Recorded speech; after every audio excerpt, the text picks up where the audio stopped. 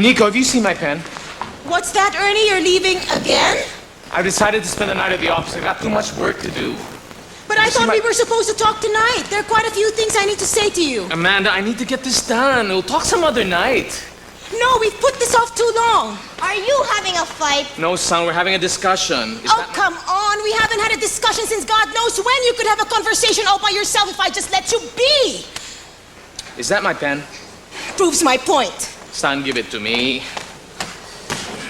Amanda, wait. For what? One more possible time when you could possibly be free. I'm not making any more appointments with you, Ernie. There are two of us in this marriage. Excuse me, 3. Tomorrow. Nico, it's late. Go to bed. But who's going to put me to sleep? You're old enough. Try counting backwards. Try counting sheep. Now, come on. I gotta go. Give me a kiss. No. What? No. Fine. Fine. But I'm warning you. I'm not gonna forget this.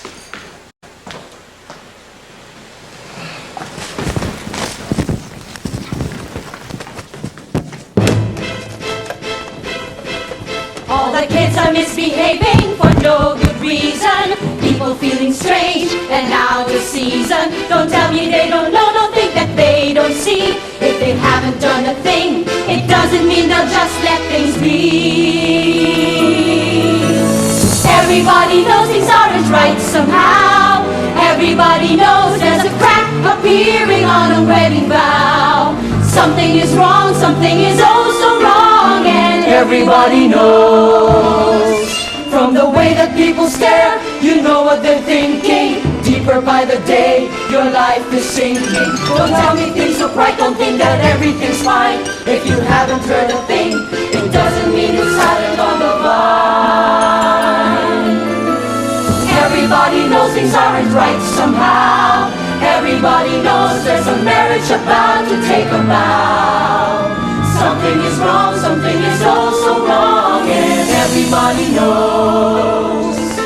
Your children can feel it, your neighbors they know, your relatives wonder when it's gonna show. Your best friends will tell you they can sense a thing, but they're just really waiting for someone to bring the bad news. So don't tell me things look right, don't think that everything's fine. If you haven't heard a thing, it doesn't mean it's silent on the vine.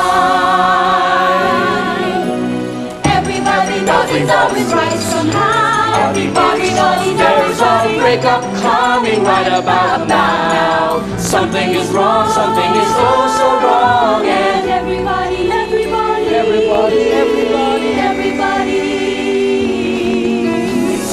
it's okay. Everything's fine. It's been a long day for him, that's all. He's really better behaved most of the time. He's never acted this way, far as I can recall. Don't tell me things look right, don't think that everything's fine. If you haven't heard a thing, it doesn't mean it's silent on the vine. Everybody knows things aren't right somehow. Everybody knows there's a crack appearing on a wedding vow. Something is wrong, something is oh so wrong. And everybody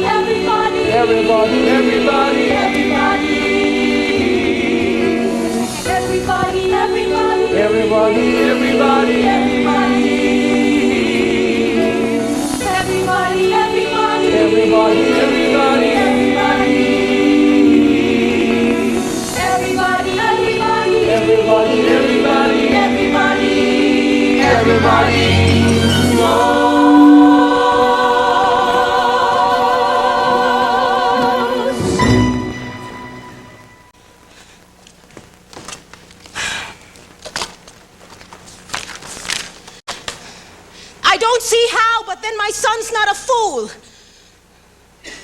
No, you're right. Silent treatments here and there, quarrels in the middle of the night. I don't know what to do. I'm desperate. I'm stressed out and it shows. And you're right, without anyone having to tell him my son knows he knows. But I'm not going to tell him a thing. Not until I know what I'm really going to do. Too many things to sort out right now, just too much to think through. I try to tell myself, marriages come, marriages go. For someone who's been married twice, I should know. Break off if it isn't working while there's still some sanity to save. Be like Elizabeth Taylor. Don't let your marriages take you to your grave. But I don't want to give up, not yet. There's just too much at stake. Breaking up without understanding why, I just know will be a mistake. I've tried it before. Just letting it be. Following the advice of some wise old soul. But when it feels like a marriage is falling apart, how can not saying a thing make it whole? My only question is, am I wrong again this time?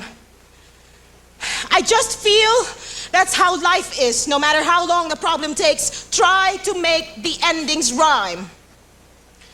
And I'm becoming so obsessed with this, there's nothing else I can think of at all, whether I'm doing something complicated or merely walking down the hall. In the middle of the supermarket, pow, it hits you. I'm a probable statistic. And the breakup possibility is so haunting, it's downright masochistic.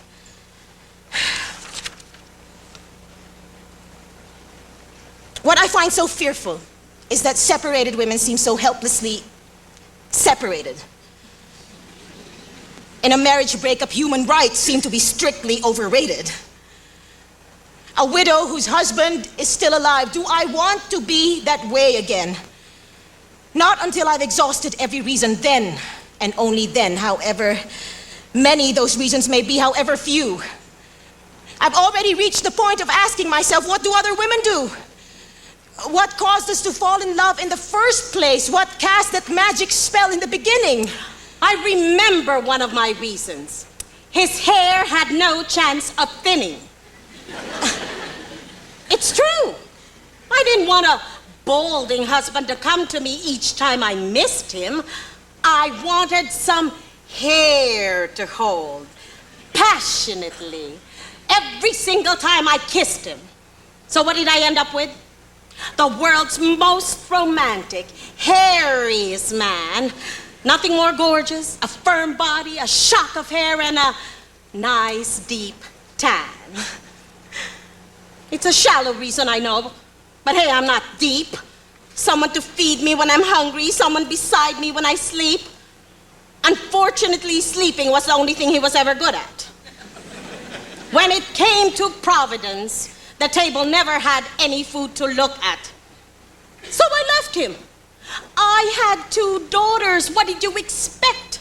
A husband must provide for his family if he hopes to get any respect. Now, don't get me wrong. I was willing to work.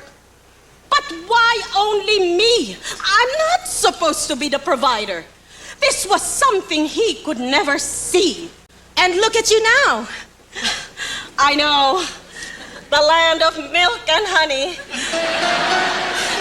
But back then, shrinking down to 98 pounds, believe me, it wasn't funny. He promised me the moon, sun and the stars, 1 station wagon and 2 fancy cars, 5 meals a day, with room for desserts, blouses made of silk, with matching skirts. The first few years, I thought I could hack. I never sold the shirt off his back. Romancing was super, but oh, the dinner table, down to 2 meals, if at all we were able. I'd rather have a moon cake instead of the moon, have 1 full meal in place of an empty kiss, know that the bills get paid real soon, not be content with as is where is. I'd rather have a brown cake instead of the brawn, a 4-course breakfast in place of a fast, There's a lot to be said for a full silver spoon. Give me a mooncake instead of the moon. If you want the romance, go ahead and enjoy it. Every gimmick you know, go ahead and employ it. But when the brass tacks come to settle, better be certain there's stew in the kettle. I'd rather have a moon, a sweet in my mouth, not sweet nothings in my ear. Have enough to feed an army platoon. When rainy days come, have nothing to fear. To preserve my sanity, preserve the fruit, we'll simply take the dress out as we go. Nothing like empty pockets to burst your balloon. Give me a mooncake instead of the moon, or even a cupcake. If I had to choose, the romance would lose. Give me a mooncake instead of the moon. And put it on my tab. I'm paying.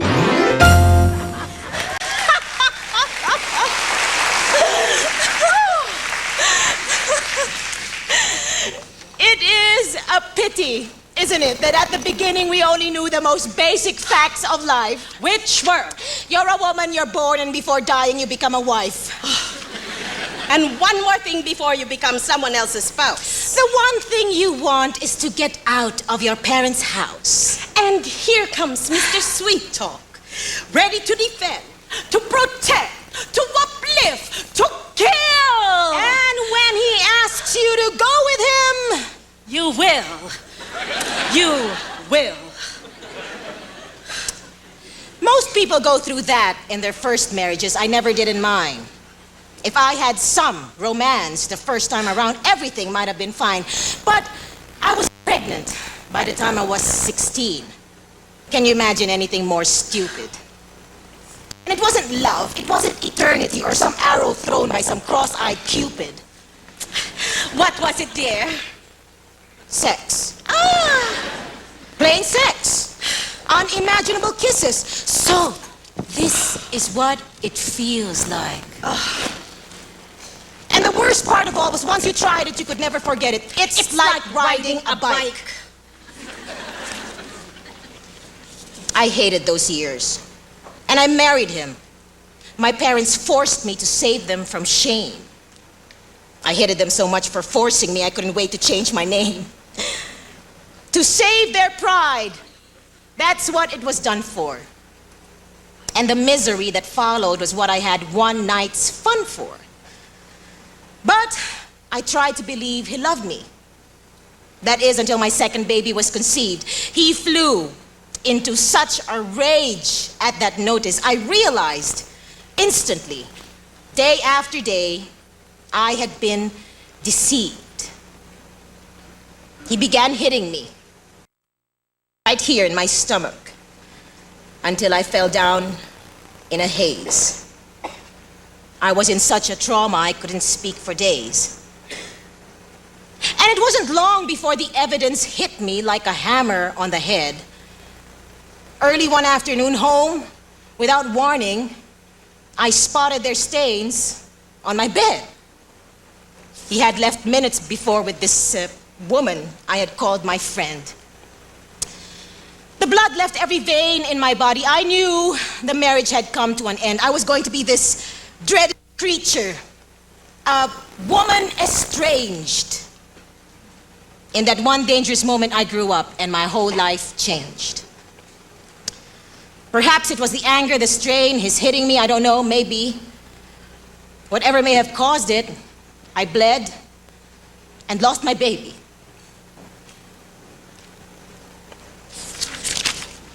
Unfortunately, my eldest boy is still with him now. I was too young back then. I couldn't have cared for him anyhow. Then came Ernie. And I was afraid everything would happen all over again. There was no trust at first, but in little ways he showed himself different from other men. He treated me well. He treated me kindly. And when I had my fits, he was wise enough not to mind me. He listened to everything I had to say. I had an opinion. I had a voice. With nearly everything we did together, I always felt I had a choice. By the time he and I met, my life was altogether quite whole, and if there was a need to be with anyone else, it wasn't a need I felt deep in my soul. Yet, he made you feel like you needed him because of the way he needed you. Yes. I remember it was that way for me too. I could never forget the first time he looked at me in that certain way. We made up names for each other that we still use today. Hun, darling, babes. You know mine? Cutesy pie. That is the corniest thing. If I told you I hated it, that would be a lie. Special names. And special gifts even after we were wed. Names for public ears. Names meant to be heard only in bed. Caressing in the open, sometimes getting out of hand. Secret gestures that only I could understand. Everyone was against us seeing. For one obvious reason or another. Too much the same, too much the opposite, always something or other. But he persevered. Oh, how he persevered. I felt treasured, prized beyond hold, and he strove for me, tried for me. As if I were pure gold. No stumbling block too big, no little complaint too small. My first love. My first love. My first love of all.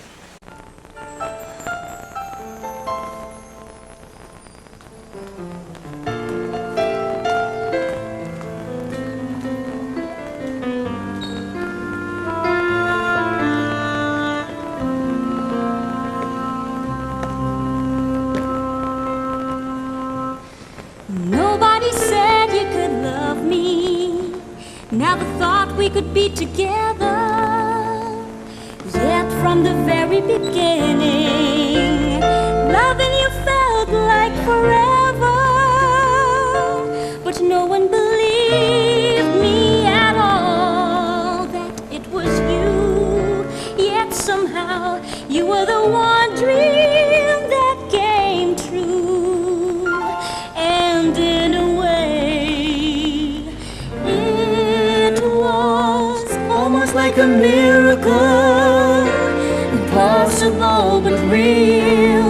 It was really like a miracle to know that this is love we feel inside,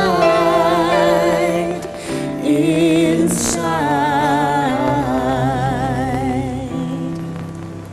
Life wasn't always so perfect. Stars weren't there every night. Everything seemed accidental. Whoever thought it would work out so right? So many mistakes to forgive, too many times to forget. But looking back, not one regret. So in a way, it was almost like a miracle. Impossible but real. It was really like a miracle to know that this is love we feel. It was almost like a miracle, a love we never thought could ever come true. But we dared to try for something that one time. Oh, miracle, to know that there is no one else but you. Wasn't a vision in the night. Wasn't a perfect love song. But the moment that you hold me tight, goes along and not a thing goes wrong. 'Cause in a way,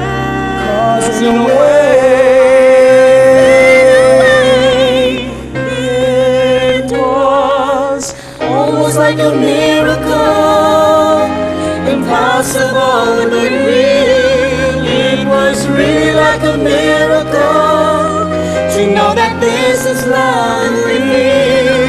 It was almost like a miracle, a love we never thought could ever come true. But we went for love we knew could never die. Oh, miracle, to know that there is no one else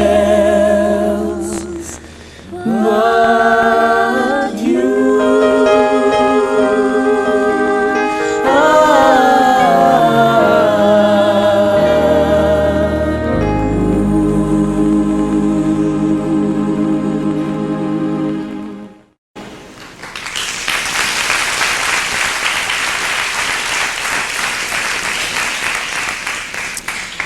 then what? Seems like perfection, nothing less. If everything started out great, then why the current mess? In my mind, nothing's wrong. Not one regret in my whole emotional span. I am very much in love. True. It is with a married man.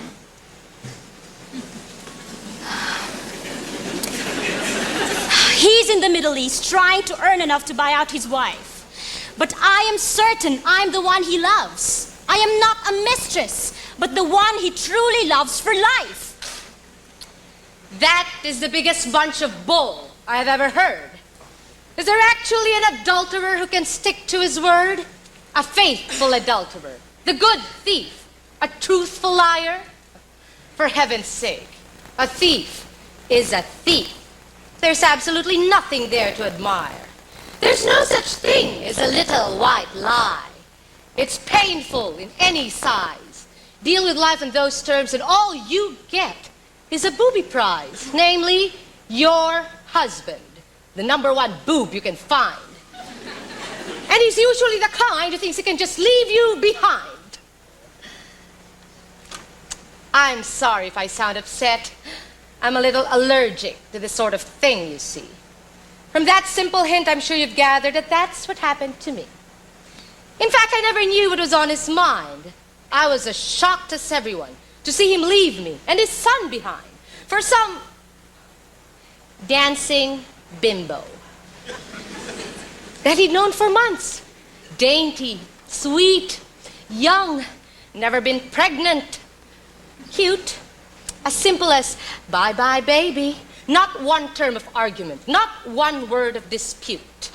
So, since I never knew what was wrong, I tried everything, hoping to get him back. I lost weight. I gained weight. I had my face tattooed. Even tried wearing black. If he wanted to give me torture, believe me, he did it well. Rather deftly. Oh, you cannot imagine the things I've done to myself ever since he left me.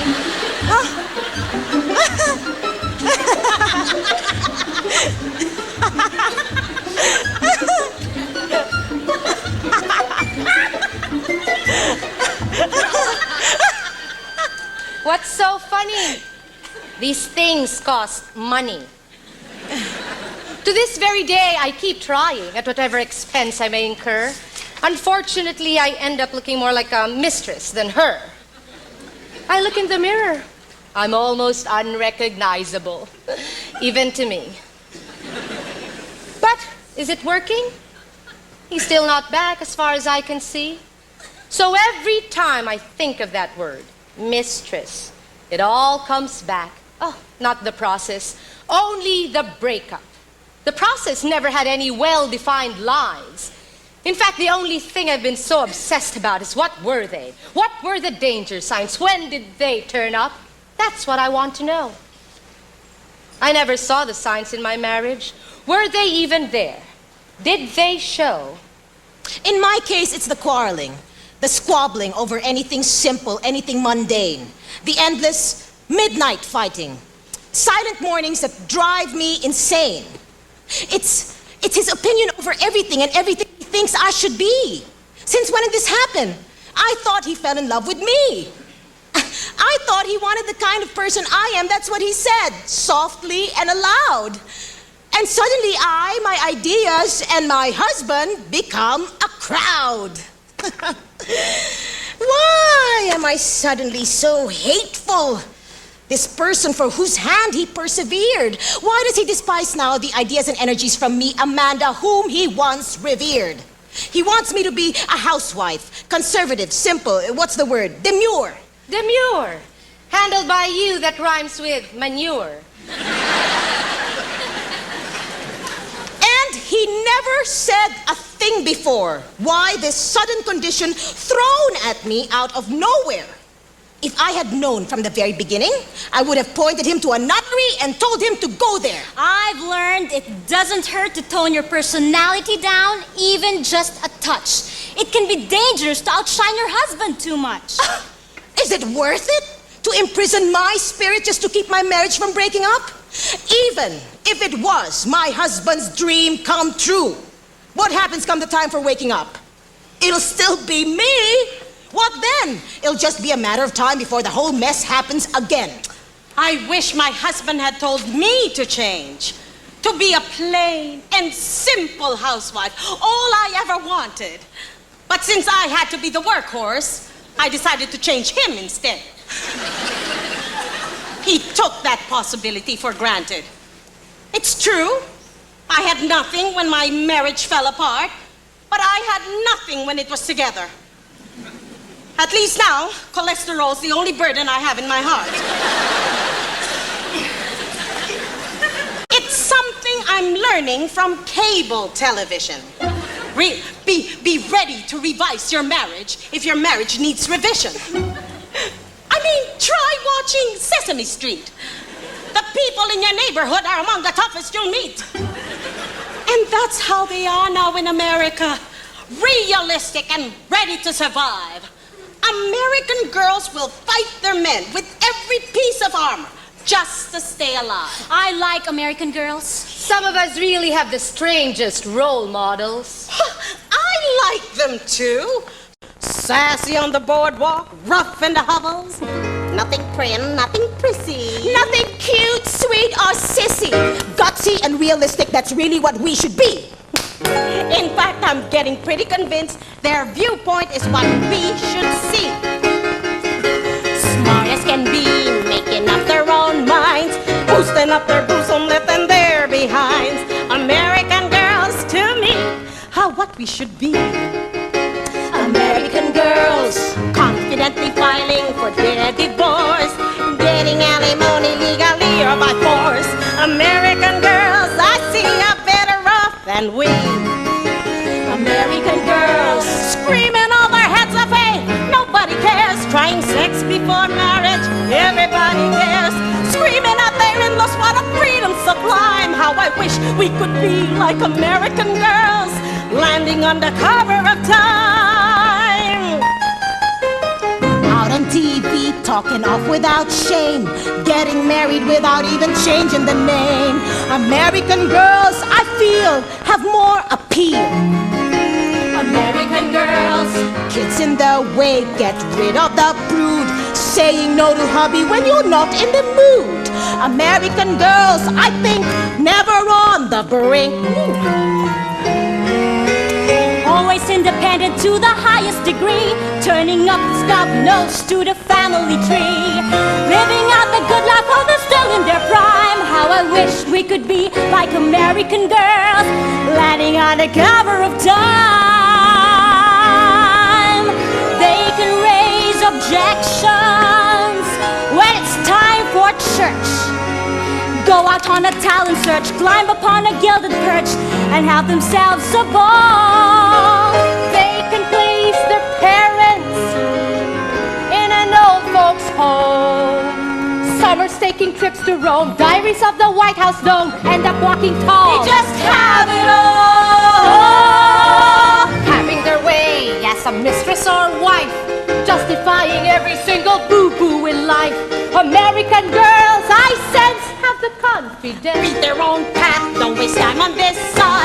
If life gets near impossible, they can blame God.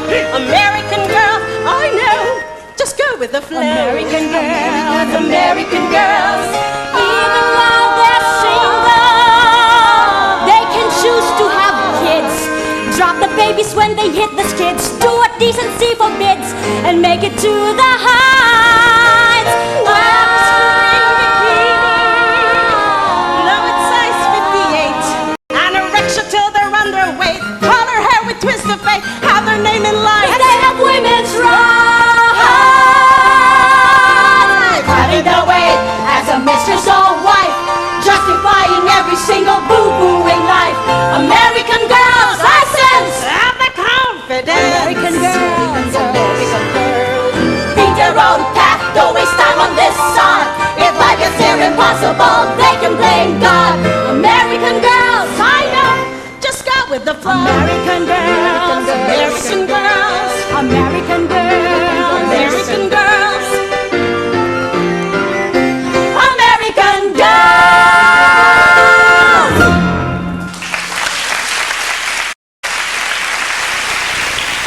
I'm sorry, I'm so sorry. I tried to come as early as I could, but I just couldn't get away. The truth is, it's been one long day. It took forever with the household chores before I finally got through. To all my in-laws in my household, starting today, add two more sisters from 2 more cities. They keep coming in from everywhere, and I keep trying to tell them, dropping hints, we don't have the room to spare. But it's this family thing of theirs about helping the ones who don't do so well.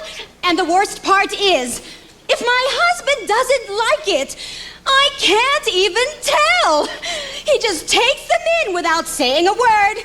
They arrive without any warning, and he leaves them in my care every time he goes to work, every single morning.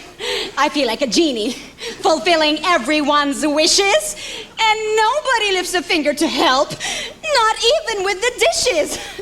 I used to have 3 maids. I'm down to 1. Between her and me, it's taking twice the time to get anything done. Frankly, I can't last much longer. My husband should have married Schwarzenegger or somebody stronger. I swear, I don't know anymore what to think. It's incredible. You married a man, his family, and the kitchen sink. I love my husband really, and I don't mind submitting to my in-laws. But how far is this supposed to go? If I keep on tolerating this, maybe I'll never know. Listening to this, I'm convinced tolerance is the ultimate curse. Settling for almost happy some of the time. I don't see how anything could be worse. Submission is so subjective. You can't mark a border. You can't put up a fence. And I may never know what I need to do until I find a reason that makes any kind of sense. The reasons you want to leave, the reasons you want to stay, the reasons that somehow keep changing every day. Because he provides well. Because he doesn't snore. Because he needs me so. I end up needing him more. Because he thinks he owns you. Body, soul, and heart. Because he's so confident that you'll never fall apart. But bit by bit you do. Inside, when you feel that there might be someone else, the possibility never crossed your mind when your head was full of the sound of your wedding bells. Because you find yourself losing that part of you believed was yours, your attitude, your opinions, your choices, by surrender or by force. Because you feel you should be cared for, looked after, lifted through. Because you didn't mind submitting to heaven if it was heaven that married you. Because of all the possibilities that were promised by romance. Because maybe life was a gamble and the man was worth the chance. Because you never thought it would go wrong. What do you do now that it does? You go through every conceivable reason until you're left with just because.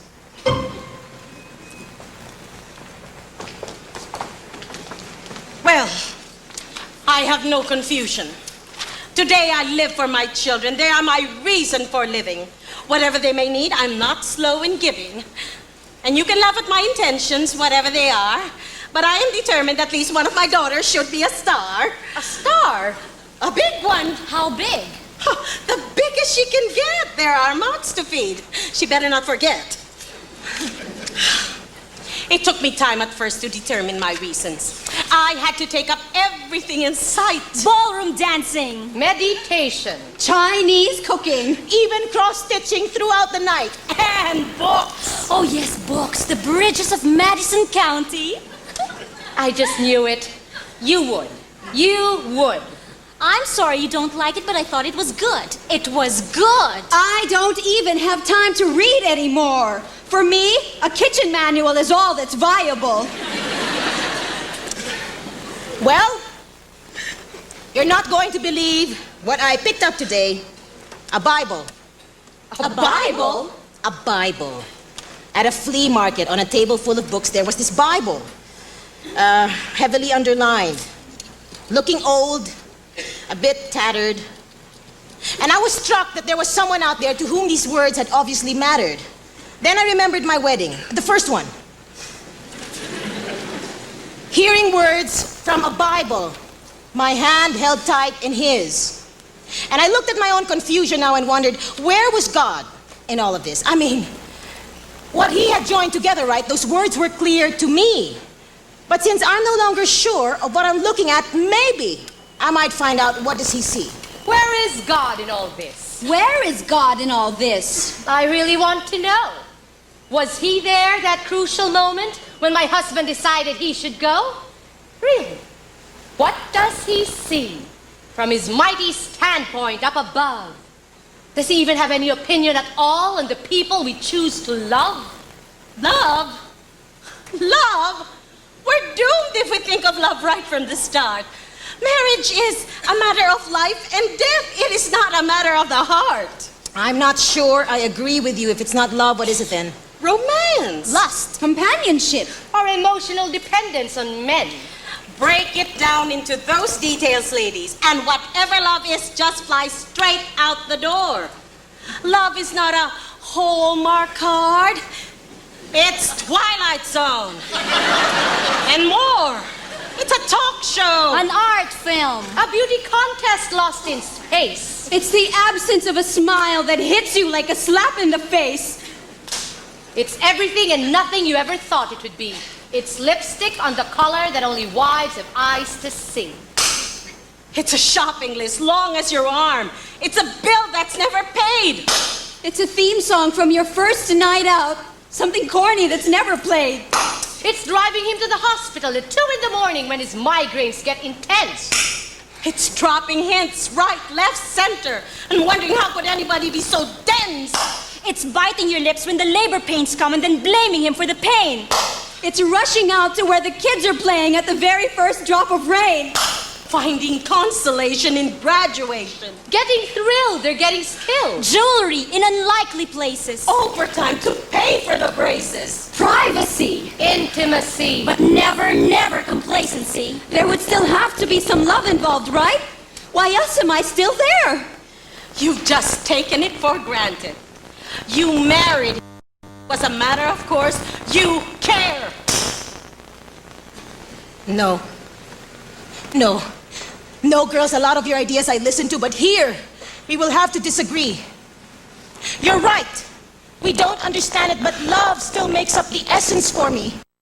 All the descriptions of marriages that we've given and all the painful stories that we've shared, the one thing that's screaming out at me is yes.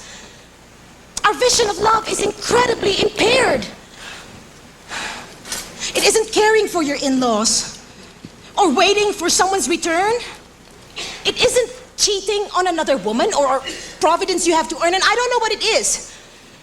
But I'm going to find out starting now. God is love, Therefore, love is God. Non sequitur. God would still have to know somehow. Yes, I'm positive. In fact, I'm pretty convinced I didn't spot out this Bible by chance, and I will go through it, regardless of what it has to say, regardless of the circumstance. I'm doing this for me. Your opinions are your own. But I don't want to be laden beyond my strength, and I don't want again to be alone. I will not risk being a widow with a living husband trying desperately to survive. And I will not see my son an orphan whose parents are still alive.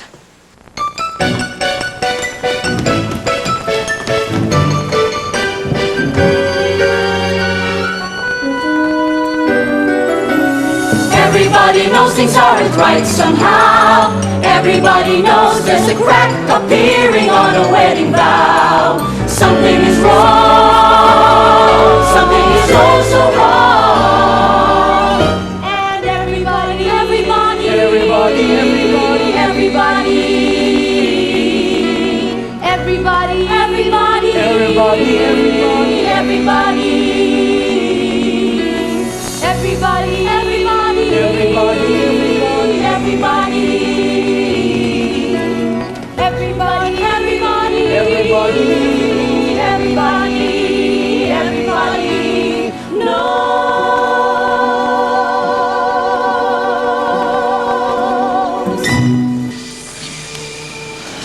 It is the stuff of a saying and a song. It happened a few minutes before midnight last night. Mom! I'm missing one of my colored markers. Oh, I'm sorry, sweetheart. I've got it right here. You're drawing on a book? I'm underlining some... Now please don't adjust your set. There's nothing wrong with the color. A blue moon is a... I'm underlining some of the words so they can become a little bit more clear. What kind of book is it? It's a Bible, dear. Don't you remember we bought it at that flea market a few weeks ago? What's a Bible? Nico, I'm ashamed of you. You should know. Well, we have it in school, but none of us ever get to read it. Maybe the teachers don't suppose any of us really need it. What's it about? Is it a story? It's many stories. One story and a little bit more. Lots of people read it when they're looking for answers. Is that what you're using it for? You could say that. And I'm hoping to find them there somehow, or at least some of them, whatever reading that book will allow. It's about you and Dad, isn't it? Is that what you think? Well, you two keep fighting all the time. I know. I know. It's just your mother and her stupid notion of trying to make the endings rhyme. I don't get it. Neither do I, believe you me. And you poor thing. You're caught right in the middle. Oh, my poor baby. Waiting in pain till I find the answer to this whole forsaken riddle. But be patient with me, all right, please? I'm doing this for all us three. I will know what to do one way or another, and then you'll see. Oh, my goodness, look at you. You haven't dressed up at all. Well, that new shirt you bought me would not fit. It was too small. Well, why didn't you say something? Put in something nice, something you like to wear. Jeans and my black t-shirt. It's what people wear now. Sounds strange, but fine. I don't care. Yes. Ernie, we've got to be going. We've got Bernie's dinner tonight. I'm dropping you off, but I'm not staying. Ernie. No, Amanda. Ernie, please, let's not fight. And we won't. I'm not staying, not with your friends and all their children there. What do you mean? What? You think I don't know? What you girls do week after week? You meet someplace to gossip about us, right? We don't gossip. Well, whatever it is you do, I do not want to be your patsy tonight. Is that what you actually think? Who cares what I think? Look, she's your friend. It's her party. You go. But as for me sitting there with all of them thinking who knows what, no. No! No way!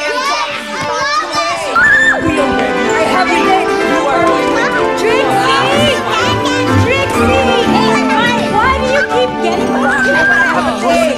No, you are going with me. And that's why you are going with me. Oh, you have to tell her now. Party night, take off night, and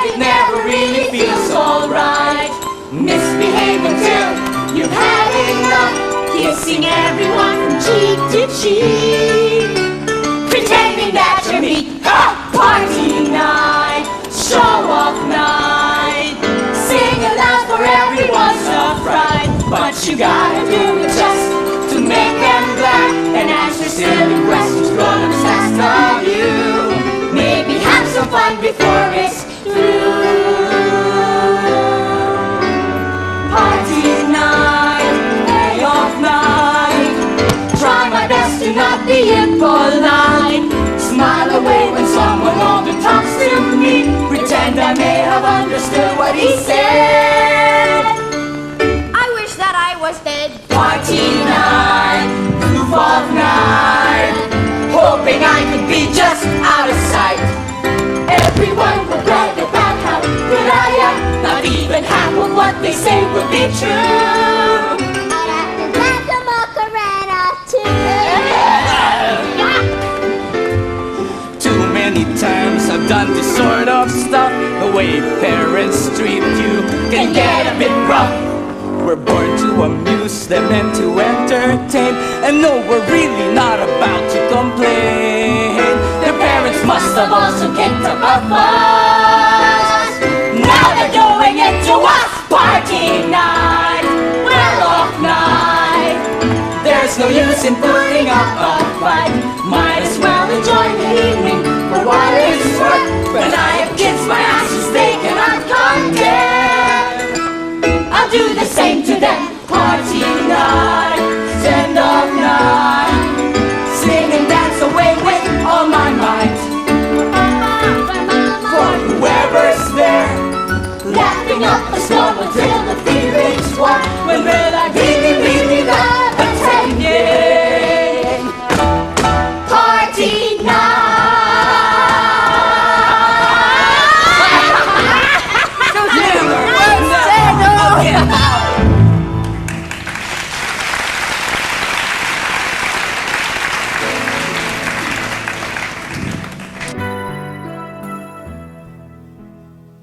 Party night, way off night, someone missing we could not invite. Where's Papa? Where's Mama? Really not there. When will he ever go so we can see my show? That's when I'll really love attending. Party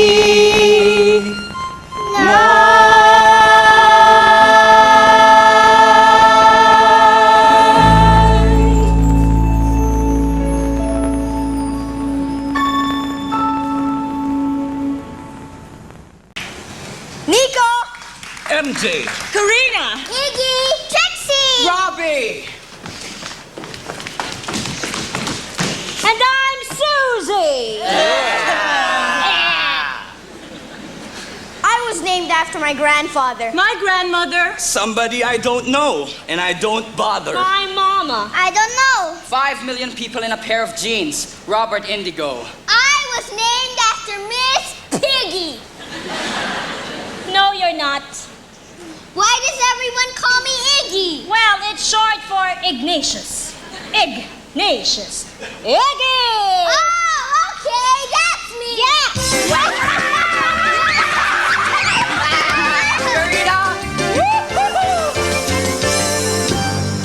I learned how to draw when I was 3. Bible verses at 4.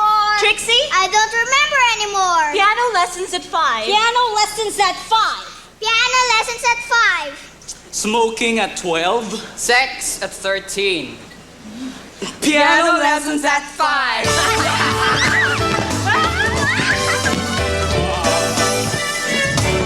Rock bands. Headband. River band, bandits, opera. I love opera.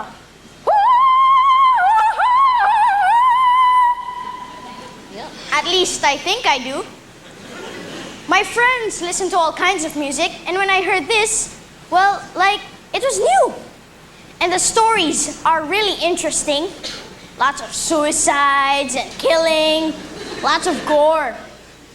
I listen to it a lot with my parakeet, Theodore. Suicide. Killing. Sounds interesting. It's really quite thrilling. I like suicide. I do it a lot. What? Oh, Iggy, what's suicide? I don't know. I forgot. Apart from the opera, I just love going to the zoo. At least, I did before. But something happened a few months ago, and now I just don't want to go there anymore. I first visited the bird cages. Look and see how pretty their feathers are. I passed the monkeys.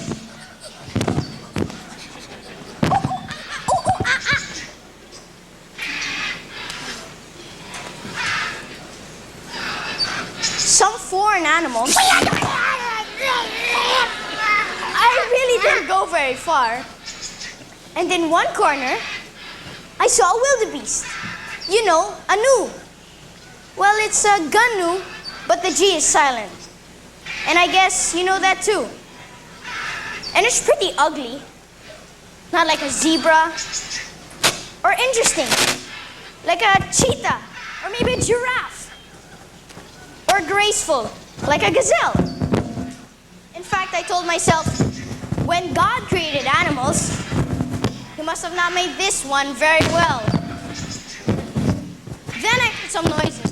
Not the animals, although they're pretty loud. I wasn't really surprised. After all, this was a zoo, and noises were allowed. But it wasn't animals. It was my parents fighting. They had taken me to the zoo, you see. I couldn't tell what they were fighting about. I just hoped it wasn't about me. So I turned back to the animals and listened to the sounds that they were making. I tried to pay attention to them, but inside, I felt like my heart was breaking. Then someone touched my shoulder. It was my mom, and she held my shoulder tight. I looked around for my dad, but he was nowhere in sight. Then I remembered the Disney movie, when the wildebeest had trampled on the lion-cub's dad, and inside of me, suddenly, I started feeling real bad. Where's Dad? I asked. Then I thought, I know, maybe I'll joke around. You think the wildebeest took him away like in the movie? But my mom didn't make a sound. I tried laughing to myself, but I wondered why my mom had nothing to say. Then suddenly she looked at me and said, sometimes your father is the wildebeest. Then she turned away. And then the animals started jumping around. All the birds were noisily flying.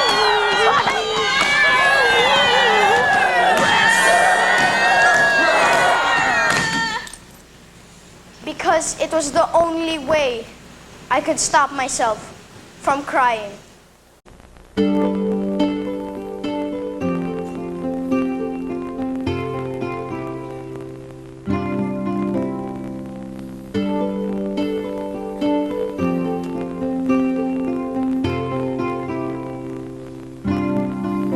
I don't remember much, just a touch of what he was to me.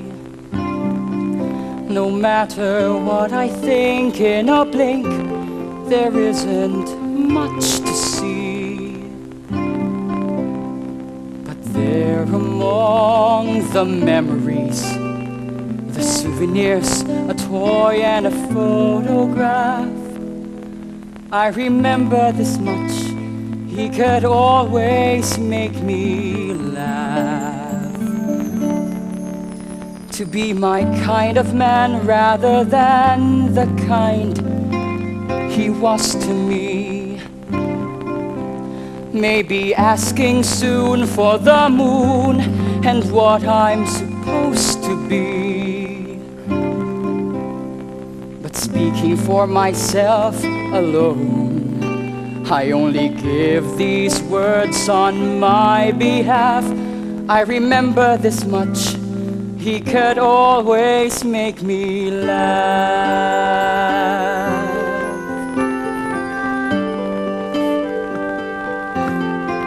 So everybody else has got a father, whatever that may mean. But from all the stories I can gather, it's not much from what I've seen.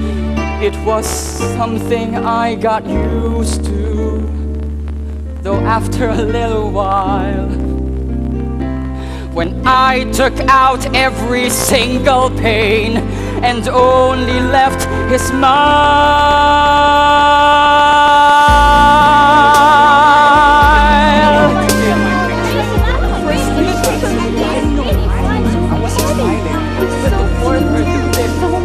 He was able to make me smile.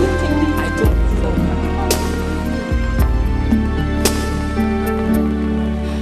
I'm sure that there was more just before he said goodbye to me. But I don't like the tears. All these years I tried to live happily. So take away those memories, those souvenirs, 'cause I'm fine with an autograph. I'll remember this much. He could always make me laugh. It's not enough, that's true, but it'll have to do. Always make me laugh.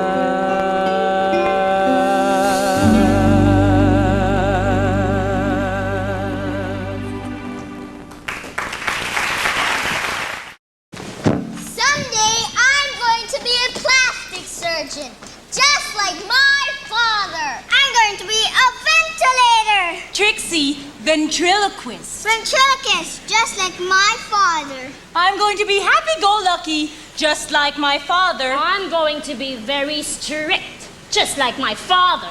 And someday, I'm going to disappear. Just like my father. Oh, we're so mean. I'm laughing here, but really, I don't mean it. Yes, you do. All us kids do. We've all seen it. But I miss my father. Really. Trixie doesn't remember him much, but I remember. I still see him. Sometimes. Special events and such. I miss dancing for him. It's really what I miss the most. Karina the ballerina. That's what he would always boast. Look at me, Papa. Look at me twirl. Look at me, Papa. Your favorite girl.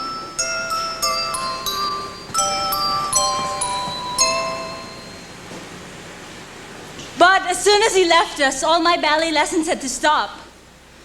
Mama said, you need to make money, we'll switch to pop. So I joined a TV show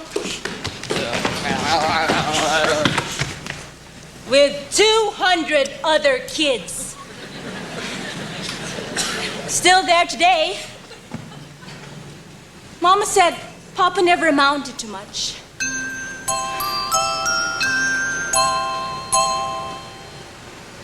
But my life still changed the day he went away.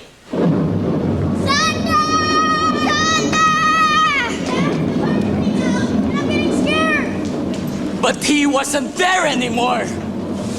Mom had kicked him out of the house, along with the furniture and all. I didn't understand anything. After all, I was still pretty small. So I held my pillow tight.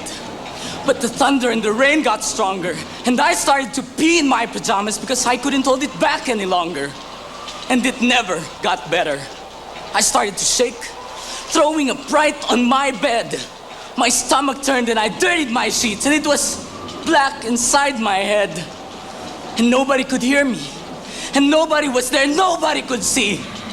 But the one thing that burns inside of me until today is Nobody told me. So I don't tell anybody anymore. I don't let them see what's inside. What for? Don't tell anyone. They have no right to know. Don't tell them. Don't tell them. But I'm their kid. So? You can be nice to them, that's all right. Play along, they do with you. They'll never tell you the truth. That's not true. It's a secret. Everything's a secret. Your secret. My secret. Our secret. I smoke and they don't know. I pop pills and nobody knows. I'm longing and nobody explains. Nobody explains. You're too young. She's a girl. Innocent. Just a kid in a world. A kid. A child. A girl. Wild. But the best secret of all. Awesome. Fantastic. Thrilling. Is that in spite of everything, you know, after all. You know. Do you? Hey! Come back here, Nico! Everything happens at night. When no one is looking around. I know where the daughter is, but the mother could not be found. For the father has done it at last. He's beaten the life out of her.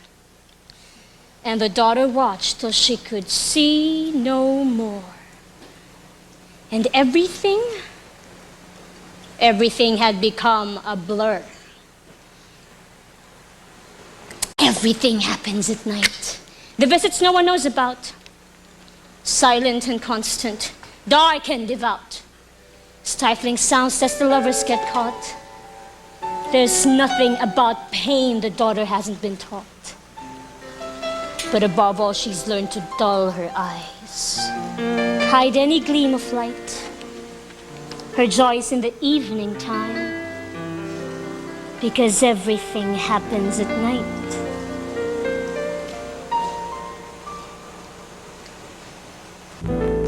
Alone, too young, the lullabies were sung, and I missed what it felt to have somebody's hand on my cheek, gentle and meek. Alone too soon, goodbye to the moon. How I wanted to hear someone older, someone wiser, to keep me beguiled. A mother to say, you are beautiful.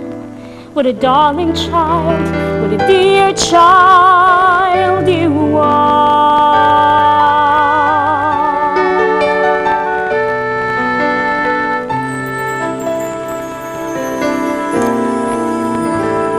Sunset came, the color of flame. I couldn't understand in my mind why she had to leave me behind, up and gone. But life still went on. How I wanted to share all my secrets with someone stronger, yet mannered so mild. A mother to say, you are beautiful. What a darling child, what a dear child you are. How I long to see the pride in someone's eyes over any simple deed that I may do. Someone who'd tell me a bedtime story and who'd guide me on the road to glory, touching where it hurts with some kind of magic, make me new, never to be true. While so young, with no song still sung, I need someone to guide me through the day, kiss the whole pain away, turn around. No love is found. Mothers, believe you are someone special, and upon whom the whole heaven smiled. Never to say, you are beautiful. What a darling child, and you're my child. Something is missing, and and how I admit it. I'd be what I'm now if life would permit it. For in so many ways I can see daughters alone are not meant to be.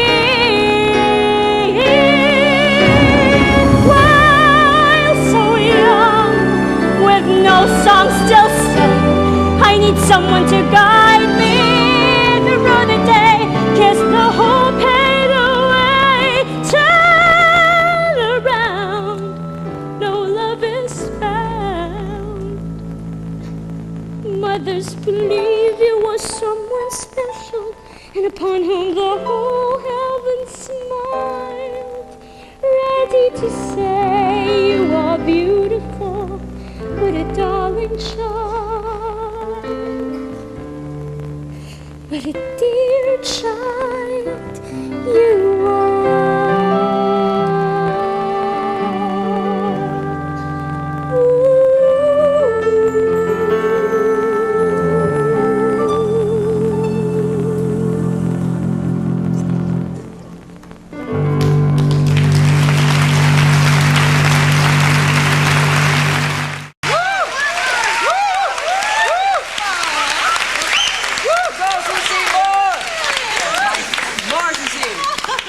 Such a lovely song, Susie. Really? You must make a copy of that for me, please.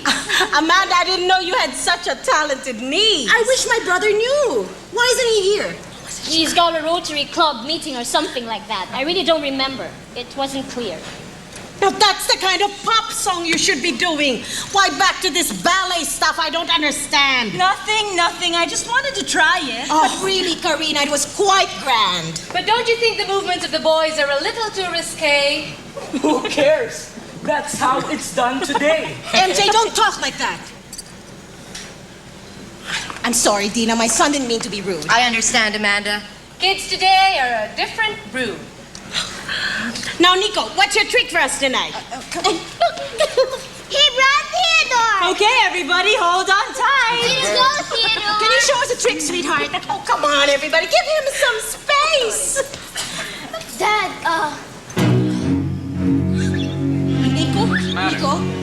Nico, what's wrong? the wildebeests are all over the place.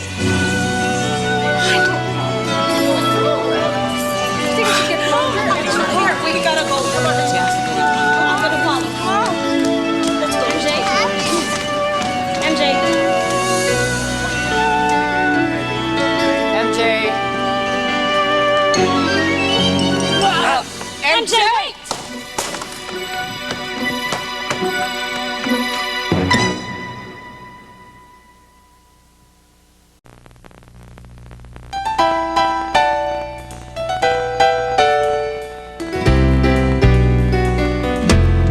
Here and now, reality's here and now.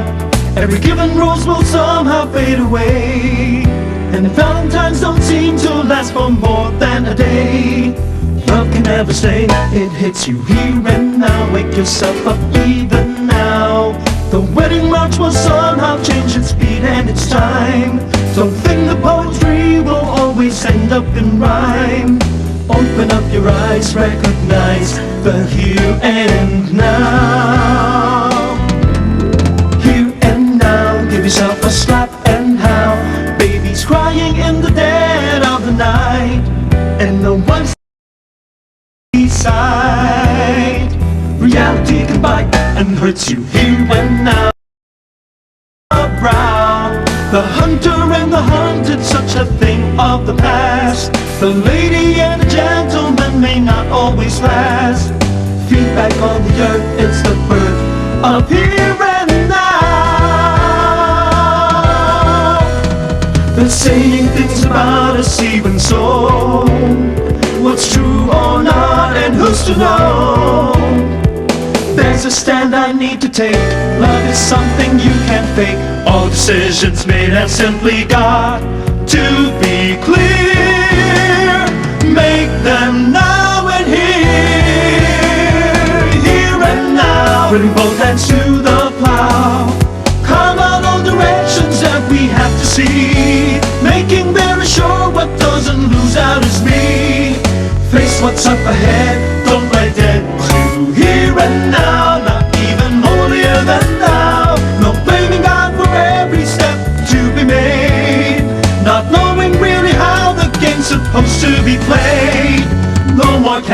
no more roses, no returning once it closes. Life exposes here and now.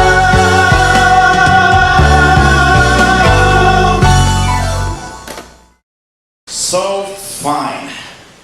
Taking all that into consideration, what have you decided on? I'm still not sure. Well... Oh, come on, guy. After all the sorting out, by now you should be able to tell. You went through all the facts. Now what did you find? Well, legally, I don't think I can leave my real wife behind. Thinking and deciding are two different things. I'm scared of the consequences a wrong decision brings. Why? What do you think will be the possible repercussions? Pain. Hurt. Hopefully something that will require no more discussions. I'm sick of all this. How the hell did I know my wife was going to find out? And I'm not careless. This isn't something that she'd known all throughout. I'm just doing what any normal man's supposed to do. Have a wife, a little fun on the side. And to tell you the truth, I hate the fact that I'm being forced to decide. I hate it. I hate it! So you're angry? Damn right! I'm not sure I have energy for one more fight. So you'll hold on to the marriage? I have to. But look at my reasons why. It seems so cowardly not to even try. Are we not talking principles here? No! Yes. I'm a husband. I'm a man, and I think my rights are pretty clear. Which are? Concern. Freedom. Responsibility. Sexual freedom. And other principles that I'm still trying to discern. It gets so confusing sometimes. Nobody warned me that marriage could be this big. To be nice when I want to, and when I don't, be one libidinous pig. And you don't find these rights and principles at your command? Damn right again. I just find them a little hard to understand.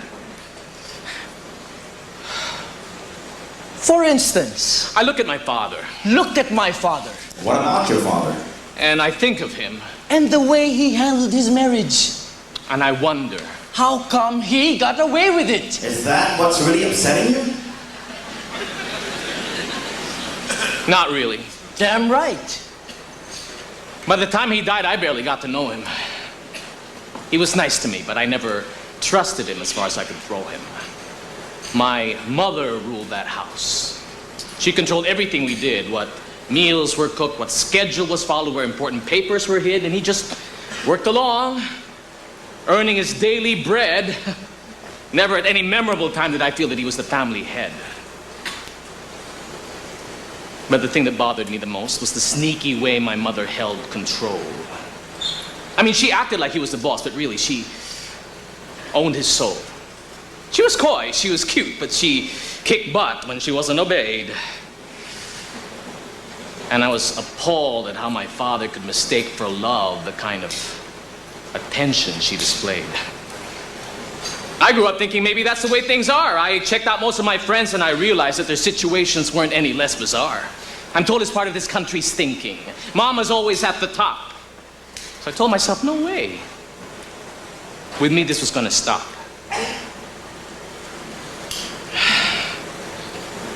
And then here comes Amanda. So, open and frank and seemingly unlike my mother. And I fall in love with her. I'm magnetized to her. No more thinking, I don't even bother. But with every day that I see her independence, I can't seem to let my insecurities be. It may come in a different way, but I'm so scared that what happened to my father will now happen to me. Does she boss you around at home? Is that what you're trying to say? Yeah, no. Well, almost. Excuse me? Yes. But not in the usual way. She's not scheming like my mother. She doesn't play games. When she wants something, it's always very clear. Well, what's wrong with that? Nothing. It's just that I'm not sure if my opinion is anything she'd care to hear. So speak louder. Speak faster. Use a higher tone of voice. I do, but then she stands her ground and all we end up doing is exactly what you make a lot of noise. Besides, how do I know that my point of view is correct? Wisdom at my age compared to her seems harder to detect. I loved her because she was so open about everything. But nobody told me that about everything she also had to be right. I'm the guy around here. I'm the one who's supposed to know better. Not some employee eternally in oversight. I know she doesn't try to be, but she can be so condescending. At the same time, I don't want her to patronize me. Like your mother did your father. That's right. No more pretending. I don't know. Maybe I should have married a poor provincial Japanese woman who would follow me from 5 feet behind. Well, maybe you shouldn't have gotten married when you were obviously out of your mind. Oh, thanks a lot. You're welcome. And what about you? You seem uncomfortable about your father. What did you do? By the time my old man died, he had become a legend at our place. Everyone knew the size of his groin, his methods, and his kind of pace. At his funeral, fatherless family after fatherless family kept cropping up. I may be in the Middle East, but who knows, even here I have stepbrothers popping up. And the town loved him for it, elected him mayor for a while. When a man can maintain several families, everyone figures, hey, now that's style. Every Sunday he would alternate masses with the different families. And the parish priest loved him because he was the one who heard all the homilies. I was part of family number 4. We had nothing in the will by the time he died. He promised me college. And all I could think of was, this bastard lied to me. He lied! I was told it was part of the country's thinking. Jump from bed to bed. So I figure, if maybe I keep things simple. 1 wife, 1 mistress, that's Christian enough, and I could stay ahead. And Carol was the perfect mistress. Pretty, slim, quiet. I wasn't looking for a mistress, but she was discreet enough to make me want to try it. But now here comes my wife threatening to kill Carol and her kids, and me as well. She's got most of my money, so she can do it as far as I can tell. But what I don't damn well understand is, why can't she let things be? I'm better than my father. So why won't she let the privileges of my old man be given to me? So you're saying there's nothing wrong with having a mistress? Is there?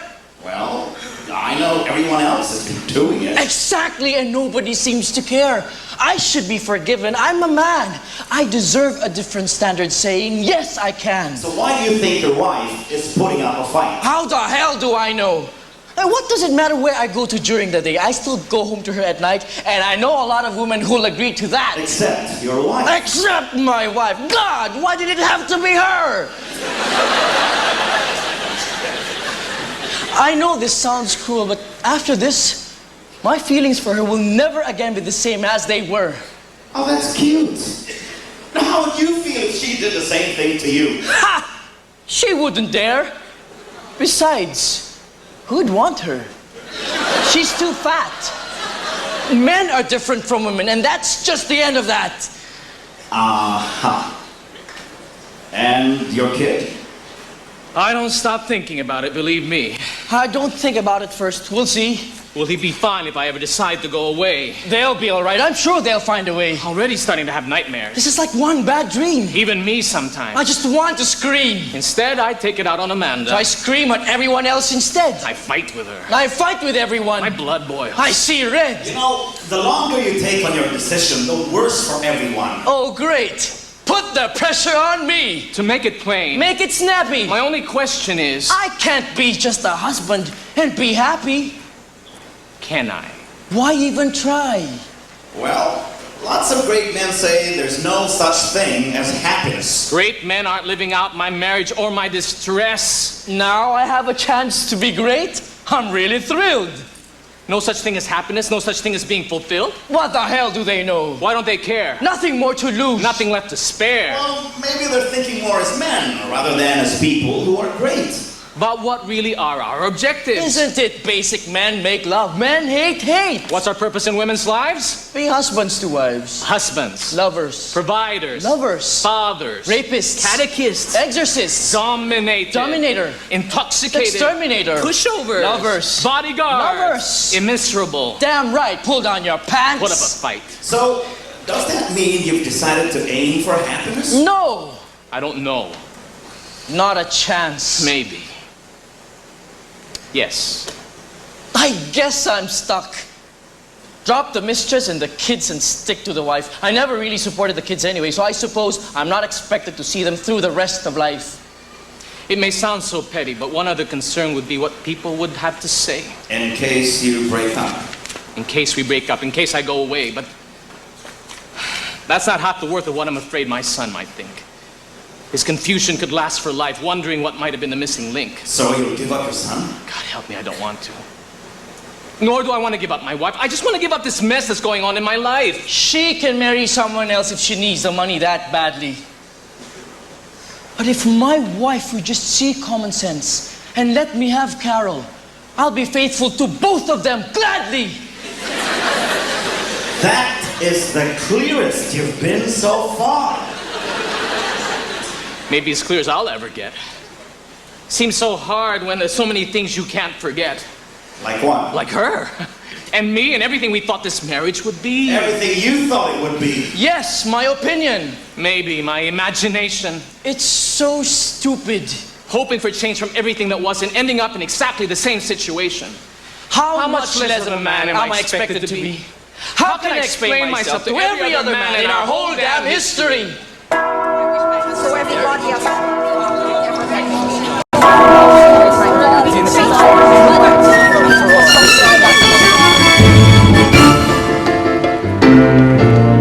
2 weeks past, just 14 days. Life in its confusion leaves nothing to praise, and the hopes of the bygone times cannot seem to be found. No use pretending, hate is unending. Is there any chance at all for a happy ending coming around? In a way, it was almost like a miracle. Carol, I'm leaving. I'm sorry to hurt you like this, but I hope you don't mind. Impossible, but real. But you know how it is. It's Irene. She's got me all in the bind. It's really like a miracle. I promise to help with the kids. I'll send you money from Saudi, whatever I can. This is love we feel inside. I don't want this, believe me. Especially since it was so good the way it all began. Inside. You do understand, don't you? How dare you? How Carol, could calm you? down. Could What do you? you want? What are you doing? Calm down. This is a life we're talking about. 3 lives, and you wonder what I'm pursuing? I'm the one you love, remember? Not your wife. We have 2 children. Greco, please. I gave you my life. I didn't care if the world was against us. I defied them all for you. And because of some legality around your neck, you have the cowardice to tell me we're through? I am not a coward. Don't you ever call me that! She's stepping all over you. What are you, some kind of a welcome mat? Shut up, Carol. Shut up. I'm warning you. Your manhood is dead, Greco, and only the rats in this world will be mourning you. I said shut up! Carol, I'm sorry. I'm sorry. Hey, this is not what our love is all about. Love, love, get out, get out, get out! 4 weeks past, just 28 days. Life in its pain doesn't cease to amaze, and the joys of the long ago are now suddenly bound. No use defending, purpose unbending. Is there any chance at all for a happy ending coming around? If you want the romance, go ahead and enjoy it. Mama, I'm quitting the show. Every gimmick you know, go ahead and employ You it. have to, Mama. There's something you have to know. But when the brass tacks come to settle, I know this isn't what you wanted for my life story. better be certain there's stew in the kettle. Better be certain there's stew in the kettle. But I'm pregnant, Mama. Pregnant. Mama? Sorry. I'll kill you. I'll kill both of you. Who is he? It's Jody. Someone I met in ballet class. He's wonderful, Mama, really. Do you have any idea what I've gone through just to get you where you are today? And you defy my orders? You went back to that stupid ballet your no-good father was so crazy about. Ruined your life, and now you tell me you're sorry. That because of your stupidity, all my dreams are going to fade away. I'm sorry, Mama. I love you, but I... But what? But what? You love yourself. You defied me, disobeyed me for what? To get pregnant?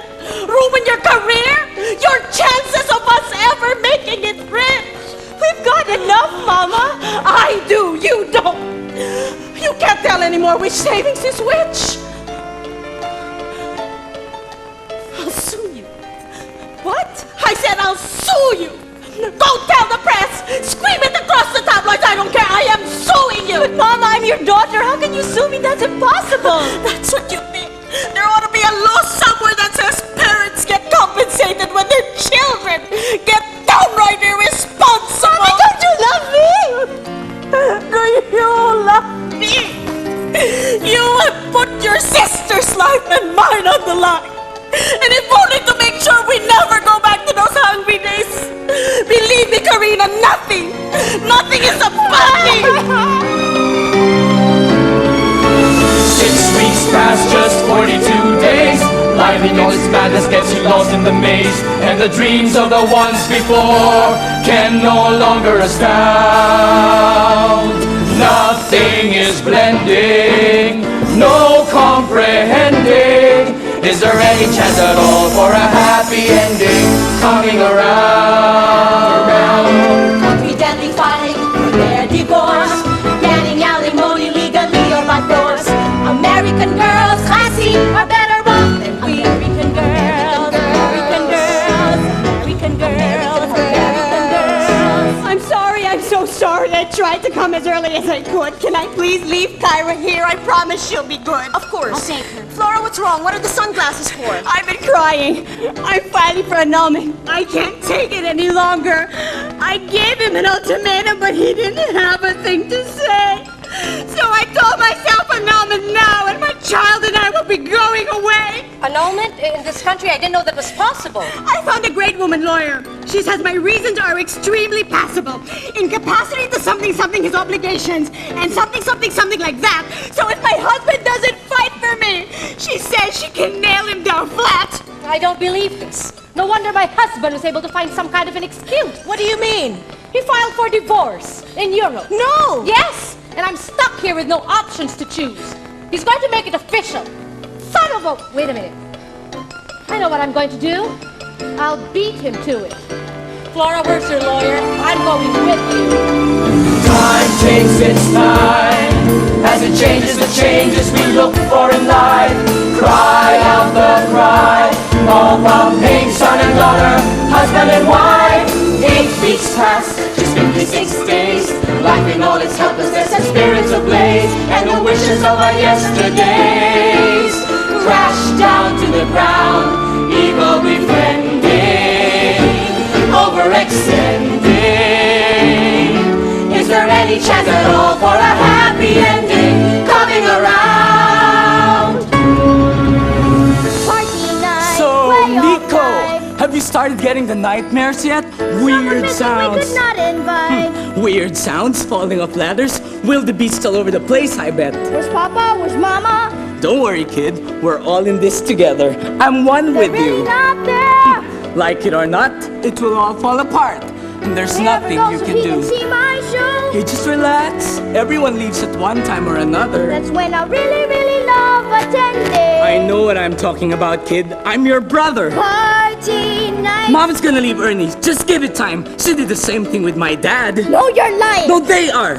I am telling you the truth. Be glad. My father's not leaving us. I know. Does he still put you to sleep? I thought so. He's got a lot of work to do. He's in the office working late. He will leave you, kid. It's destiny. It's fate. But don't worry. I'm here, your big stepbrother, and I'll see you through. Whole thing. I know exactly what to do. I'll teach you things your dad will never take time to show you.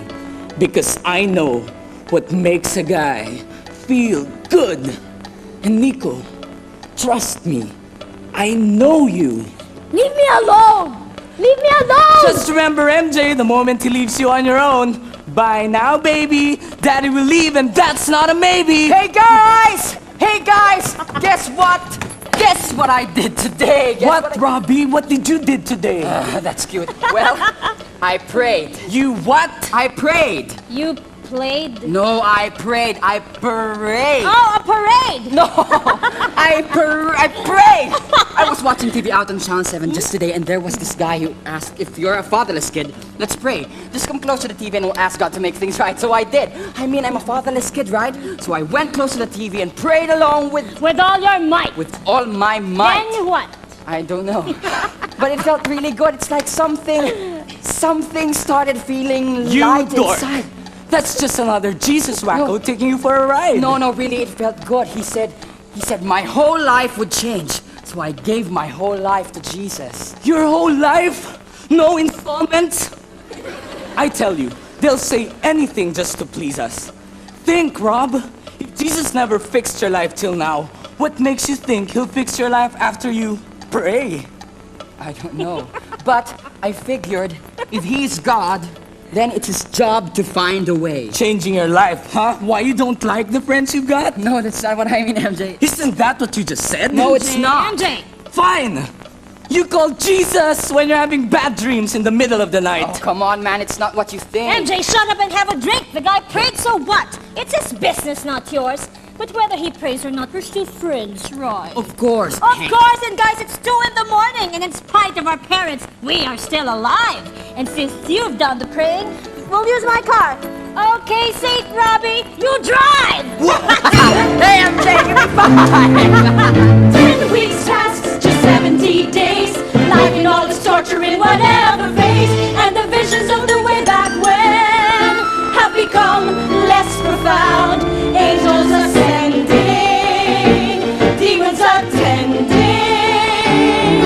Is there any chance at all for a happy ending coming around? They're saying things about us even so. A good wife who can find? She's far more precious than jewels. But what's a good wife? Someone richer than jewels? Now, the heart of her husband trusts in her, and he will have no lack of gain. Meaning she is a source of prosperity and not... She girds her loins with strength and makes her arms strong. I knew it! We're not Cleopatras, we can work all along. Her husband is known in the gates when he sits among the elders of the land. She's a partner to his greatness, his helping hand. Strength and dignity are her clothing, and she laughs at the time to come. I knew it. And in his weakness, she's the one he can get strength from. Both of them independent in the Lord, then the happiness comes in. Let the troubles fall, still nothing disturbs the peace within. Make them now and here.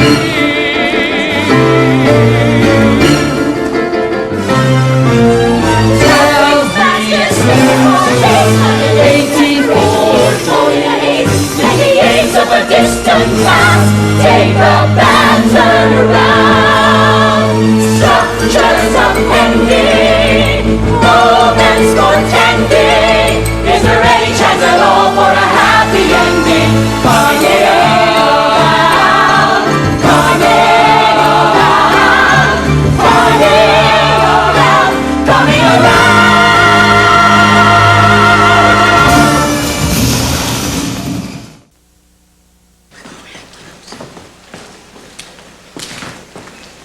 What's the status of MJ now? Still the same, they said. I'm praying he'll pull through somehow. What, aren't the transfusions taking? Are they using the right blood type? Maybe they need more supplies. They're doing all they can, Ernie. I'm sure in any clinic the same procedure applies. His heartbeat is still weak, and all that liquor in his blood isn't helping it. Well, what about the glass splinters on his face? Most of them were taken out. You know, there were so many. My poor son, I don't even know the kind of pain he's in. Ernie, I've made a decision. I've talked to MJ's father to let MJ stay with me. His father's hardly ever been around for him. I'm learning now, painfully, I should be. This is so much my fault, Ernie. I don't know what silliness ever came into my mind that I could pour out my love to a new child and leave the first one behind. Loving a child is not an experiment. Why didn't I ever see that in the beginning? You know, I go through this book over and over again, and I'm appalled at the kind of parent I've been between MJ's forays and Nico's nightmares. I couldn't even see the kind of mess they were in. What makes you think you're in this alone? Are you forgetting there's a husband here? But we've almost lost you too, haven't we? What? Ernie, we've been almost losing you now for over a year. What are you talking about?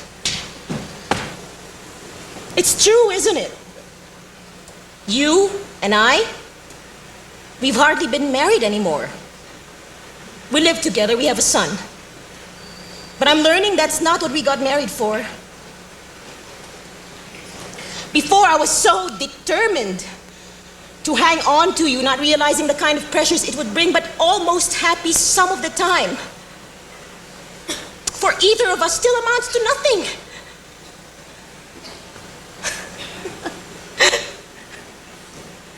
In fact, Ernie, do you realize this is the first time in a long time that we've actually talked with each other? I ask you, you feel nagged. I wait, but you don't bother.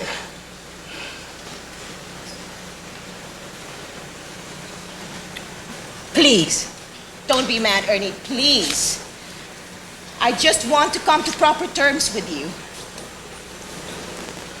But you never let me in on this anger that you feel, or the kind of frustration that you're going through. You've been so unhappy, haven't you? God loves us enough to want us to be happy Don't whatever. throw that Jesus stuff on me right now. This is not the time for it. Robbie dead. MJ and Susie critical. Nico and 8-year-old insomniac Ernie. The wildebeests are killing us bit by painful bit. There's that word again, the wildebeest. Yes! And the wildebeest is not you. So what are they, Amanda? What? They are the gossip, the discouragement, envy, the demons that ruin our soul, misplaced ambitions, undeserved unforgiveness. I am learning that these are hard at work to keep any marriage from staying whole.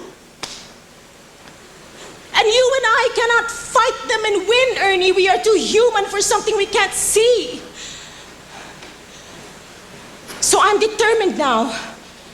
For us to be in this marriage, God will have to be there to set us both free.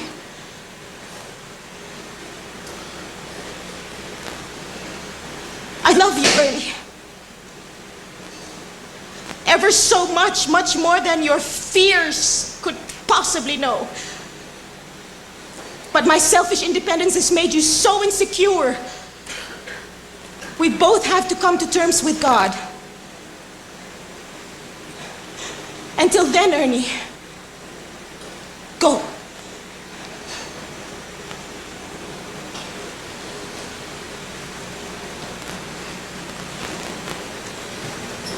This is what that Jesus Christ thing is doing to you. No. The messy part is what I've done to myself all along. I've been insensitive to your youth, impatient for your wisdom, and that's wrong. I'm so sorry, Ernie. Without meaning to, we've hurt each other so much. How I wish I had known God first, even before our lives had begun to touch.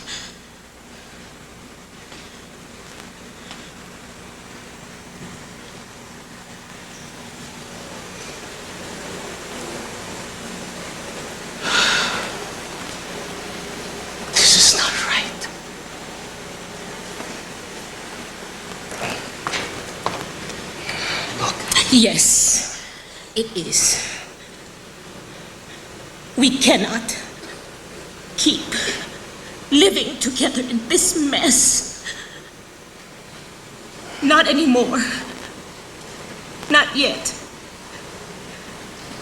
You know that to be true, don't you?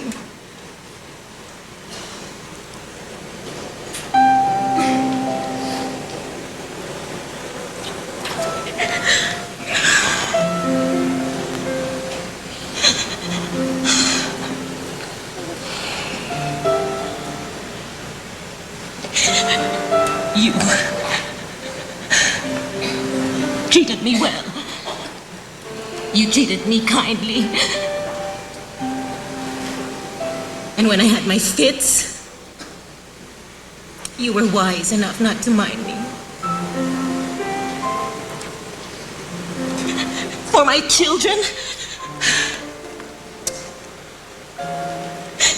for us earning a new start is what we lack. And I am trusting, as sure as life, in the fullness of time, God will bring you back.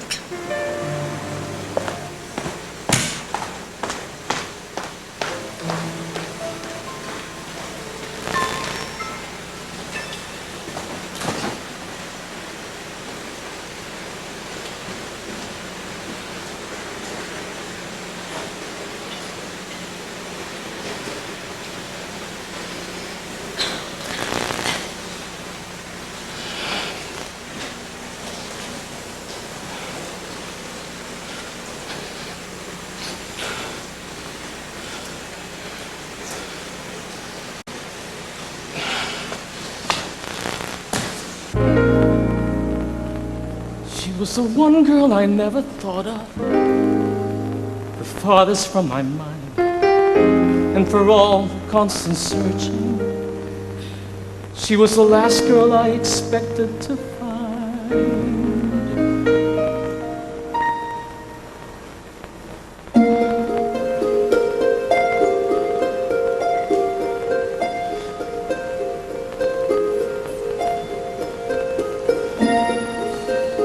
A little too strong, I thought. A little too much for me. She was far more experienced than I could hope to be. Would have been a blow to ego.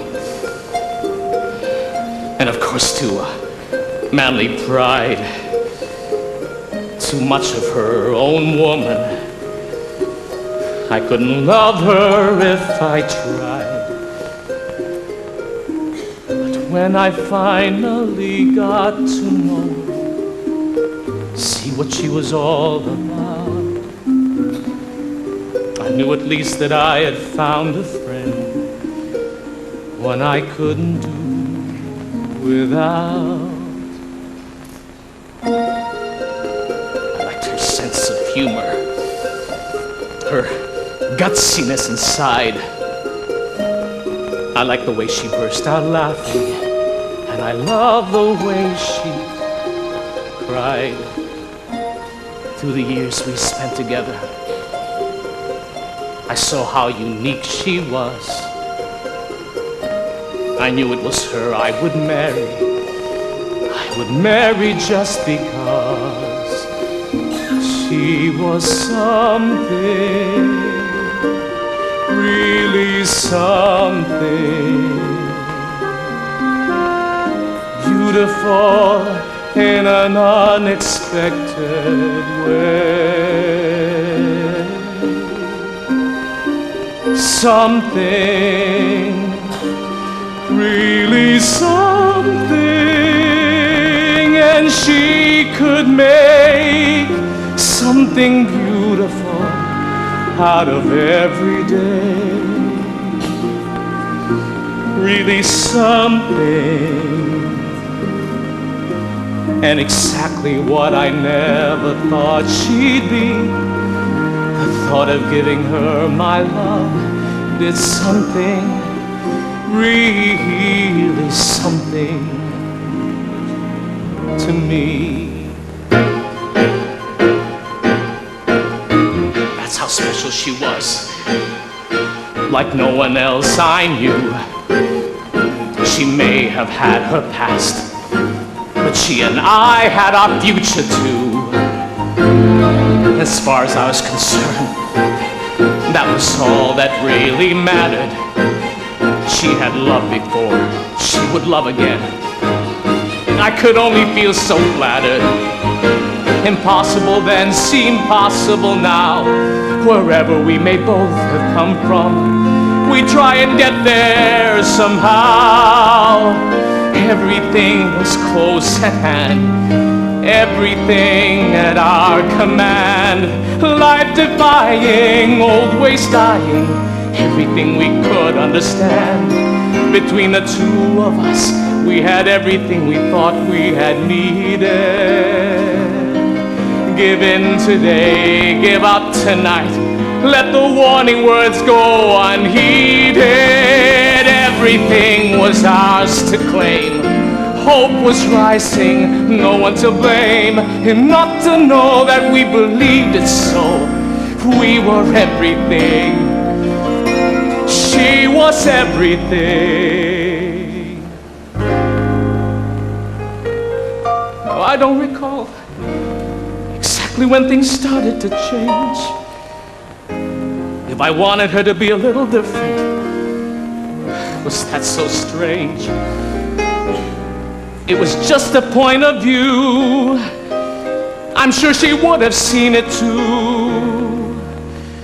Was it so wrong to have her be another kind of woman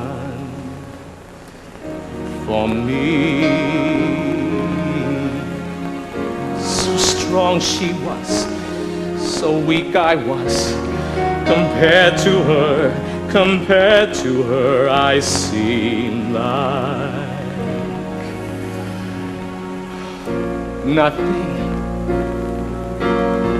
nothing beside her and all she could be. Life she found simple was too much for me, and I felt like nothing beside all her dreams high as heaven. Down here on earth she was leaving me behind, and it haunted my mind to be nothing.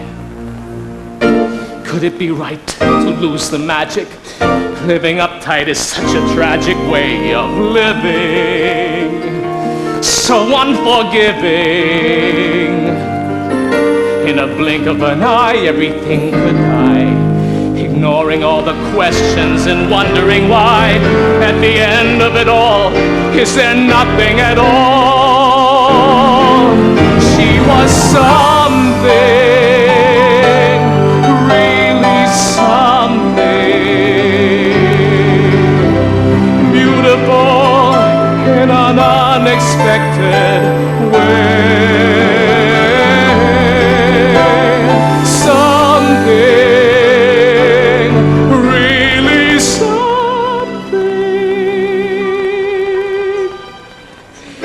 Nothing to give, will she ever forgive me now?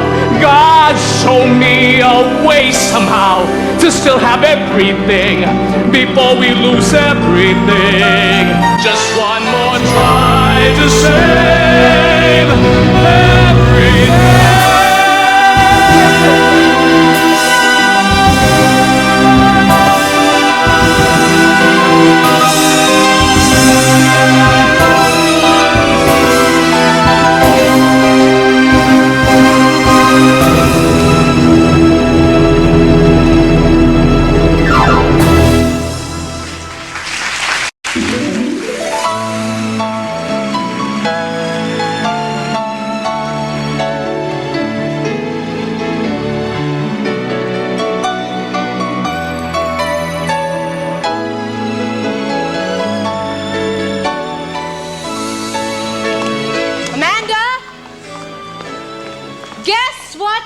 Today. Money from Europe. Money from Europe. Enough for the bills and a little left over for play. And what kind of play is that? Oh, Enchanted Kingdom with Iggy. At least for one afternoon. And a new pair of Nikes. You know, he's going to need them real soon. And that's not all. God is so good. I finally found a clinic to laser the tattoos off my head. Oh, you know, after that last sermon you took me to, I realized those tattoos aren't me. So, I'm switching to streaks instead. And, Mr. X can have his wife. It's too late to change that now. I am switching back to colored clothes. Oh, Black was never my color anyhow. Oh, Dina, Carol's joined us here tonight. Carol? Mm-hmm. How is she? Well, she hasn't been out in months, and well, you'll see. Amanda, I really don't think I should be here. Oh, hello, Dina. Hi, Carol. I heard about what happened. I'm very sorry. Well, your warning was pretty clear. Can I help you at all? In any way? Thank you, you're very kind. I was deserted too, remember? If I can help at all, I really don't mind. I'm here. I just got back from my aerobics exercise. So what's the report? 1 month, 8 pounds, 14 inches. I never expected it. It was such a surprise. Speaking of surprises, hello, Carol. I stink, but never mind. Heard about what that good-for-nothing did. Well, sadly enough, they're all true. Heard about my daughter getting productive in the prime of her youth. I had to take up aerobics just to take my anger out at something, to tell you the truth. Bernie, Karina called just before you arrived. She said she's bringing the baby to visit you tonight. Is that all she said? She said if it was all right. Well, I'll discuss it with my lawyer. Maybe, I don't know. Oh, come on, Bernie. You know you're dying to see your grandchild. And your daughter? No. No, maybe the baby. There you go, one step at a time. You know, they sent pictures. That little boy is so gorgeous, it's practically a crime. I'm sending his pictures to all the ad agencies. Make him a star. Bernie! Well, a little talent fee can go very far. You are unbelievable. Would you like Iggy's picture too? I don't think so. I'm not related to him. So you do like being a grandmother. Bully for you. I'm sorry. I'm so sorry. I tried to come as early as I could. I just came to pick up my stuff. I have to leave. What? Carol! Oh, Laura, this had better be good. Matthew left his family. What? Hallelujah. Packed his bags and rented another house. Far away, I hope. Very far. But not too big. Large enough for a man, his daughter, and his spouse. What finally got some sense into his head? He caught his brother stealing his wallet. Oh, now that's what I call symbolic. And the 2 more sisters from the 2 more cities, they've turned out to be alcoholic. I'll just go get my stuff.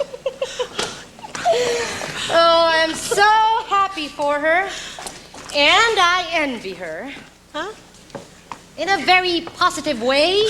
Is there such a thing? Well, it'll have to be good enough, at least for today. Thanks again. I'll let you know what happens tonight. Bye-bye. I'm so glad everything's turned out right.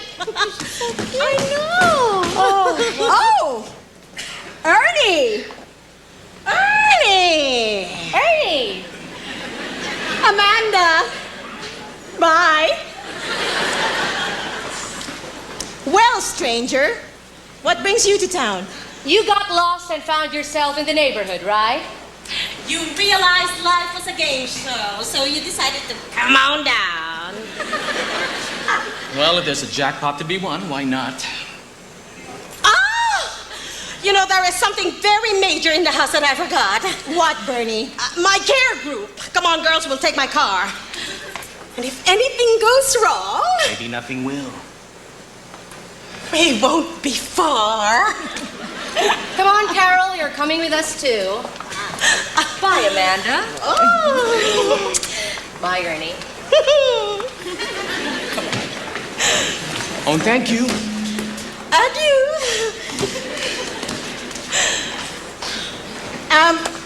Sit down. Care for something to drink? No, I'm okay, I think. Where's Nico? Upstairs, being put to sleep. MJ's got that job now. Oh. You should have told me. I could have shown MJ how. How is MJ recovering? Healing well, I hope, inside and out with this whole new life that is now discovering. Oh, and Susie? I finally convinced my brother to give her up. She's been with her mother since a month ago, and I'm sure she'll be better as time will show. And the girls in your care group? Some of them fine, some of them not so fine. Uncle Jimbo? Who? Jimbo? I guess he's also fine. Rachel? Fine. Emily? Fine. Aunt Nellie? She's dead. Oh, that's right. Your grandfather. He's dead too. Ernie, what do you really want to know?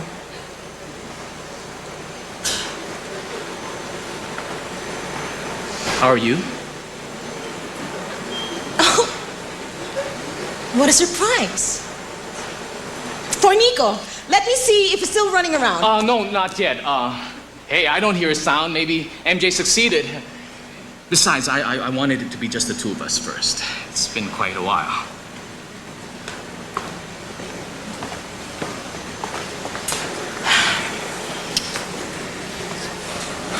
So, how are you? Very well, thank you. No longer worried about endings that don't rhyme. Why not? I know they will, but I've given up handling the writing. And in the same way, I'm trusting God to do my fighting. The Wildebeests. Yes. Keeping them at bay and believing that God is strong enough to keep them away. I've been doing the same. What? Fighting the Wildebeests, recognizing where they are, spotting out the herd. I mean, God is supposed to be victorious, at least that's what I heard. From whom? Oh, all sorts of people. Ernie, have you... I envied so much your change that I wanted to know what got you out of our mess, so I did my own searching, my own looking around, and even I couldn't believe the kind of truth I finally found. And what kind of truth is that? God's very own. Amanda, I'm learning things, many of it not very well, but I think I'm learning the right things, as far as I can tell. Remember when we were married? The Bible words that were read during the rites about all the things that love is. Well, I've been thinking about it a lot. Tried praying about it. Seriously. Kept me up endless nights. Love is patient. Love is kind. I had no idea that there's so much in life that I really don't have to mind. It isn't jealous or boastful, arrogant or rude, and I realized that I was all these faults to you. In my silences, every time I would brood. Love does not insist in its own way, is neither irritable or resentful. Rejoicing in what's right, my world must respect you. I see that now, and our relationship takes on a whole new light. I had all these fears of the past repeating itself, falling to the same pattern like so many others before, but I'm learning that he can stop that pattern. Give us a new journey. And more.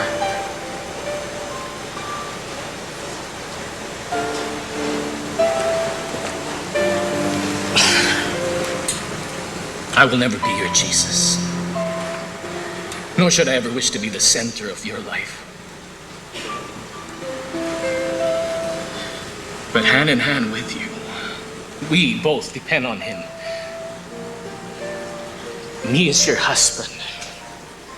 You as my wife. In his strength, we will fight the wildebeests. Survive each unseen flak.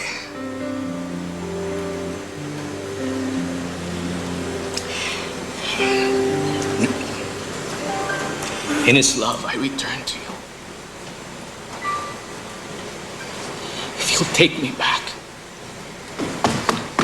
What are you doing here? Nico! Mom, he refuses to go to sleep. Oh, hi, Uncle Ernie.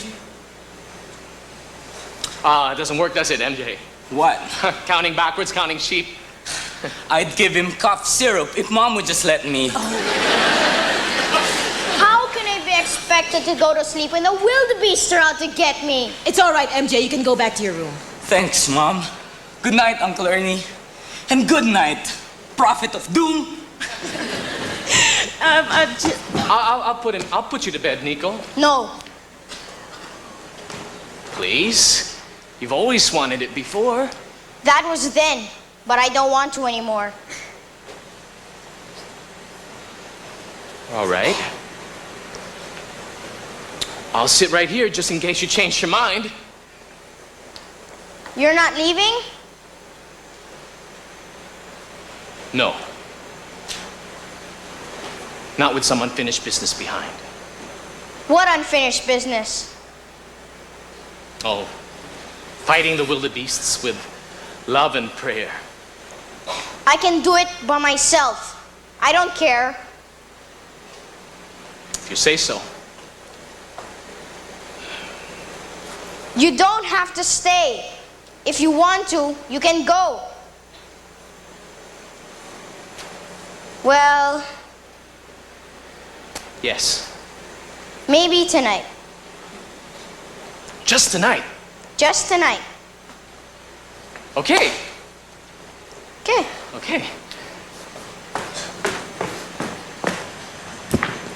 Oh, you're getting pretty heavy even for me.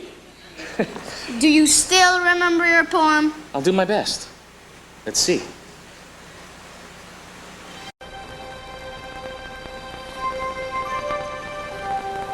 Evening tide.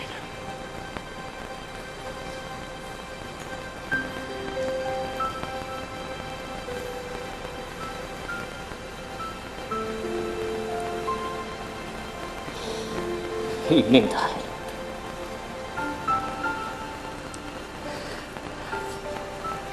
Feeling a little scared inside.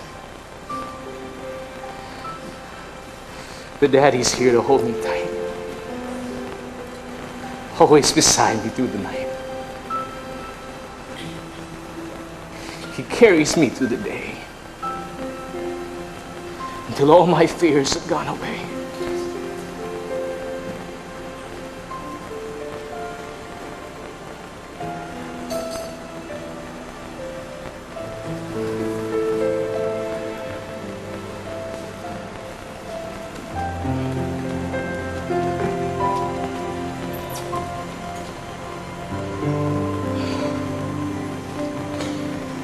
If you wish.